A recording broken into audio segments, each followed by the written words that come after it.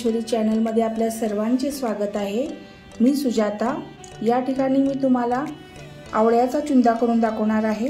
तर चला आता आपण कृतीला सुरुवात करूया। तर आता मार्केटमध्ये खूप सारे आवळे येत आहेत बाजारमध्ये आणि स्वस्त पण मिळत आहेत। तर ह्या आवळ्यांचा आता मी तुम्हाला चुंदा करून दाखवणार आहे। तर चला आता आपण कृतीला सुरुवात करूया। तर या ठिकाणी आता हे जे आवळे घेतलेले आहेत त्या आवळ्यांना चांगला आपण खिसून घ्यायचं आहे। बाकीचे पण आवळे मी असेच खिसून घेते। तर या ठिकाणी मी आवळ्याचा खीस करून घेतलेला आहे। तर आता आपण आवळ्याचा चुंदा करूया। तर या ठिकाणी मी एक पॅन घेतलेला आहे, त्याच्यात आपण एक चमचाभर तेल टाकूया। तर या ठिकाणी आपलं तेल गरम झालेलं आहे, त्याच्यात आता आपण थोडीशी मोहरी घालायची। असं तडतडलं की आपण याच्यामध्ये जो खीस करून ठेवलेला आहे आवळ्याचा तो चांगला परतून घ्यायचा आहे पहिला। तर या ठिकाणी आपण हे आवळ्याचा खीस आहे तो चांगला परतून घेतलेला आहे। आवळ्यातलं पाणी आता आपण ड्राय करून घेतलेलं आहे।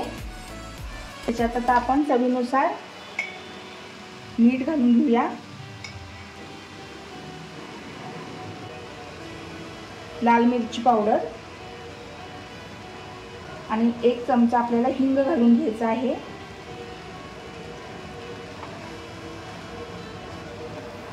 पुन्हा एकदा चांगलं त्याला परतायचं। तर या ठिकाणी मी तेल एक चमचाभर गरम करून घेतलेलं आहे, त्याच्यामध्ये आपण ही लसणाची फोडणी घालूया।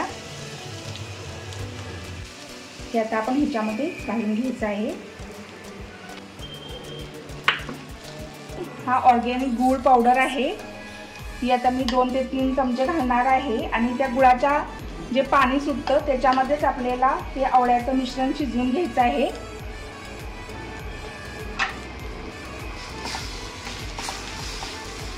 तर या ठिकाणी मी प्लेट वरती घातलेली होती, एक 5 मिनिटं चांगलं त्याला शिजेपर्यंत ठेवलं होतं। आणि तुम्ही पाहू शकता थोडासा गूळ कमी पडल्यामुळे मी अजून थोडा घालून पुन्हा एकदा ते मिश्रण चांगलं व्यवस्थित घट्ट करून घेतलेलं आहे, त्यामुळं त्याचा कलर पण चेंज झालेला आहे।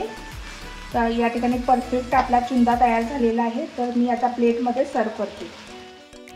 तर या ठिकाणी आता आपला आवळ्याचा चुंदा तयार झालेला आहे खाण्यासाठी। तर ही रेसिपी तुम्हाला कशी वाटली हे मला कमेंट सेक्शनमध्ये नक्की कळवा आणि माझ्या चॅनलला लाईक, शेअर, सबस्क्राईब करायला विसरू नका।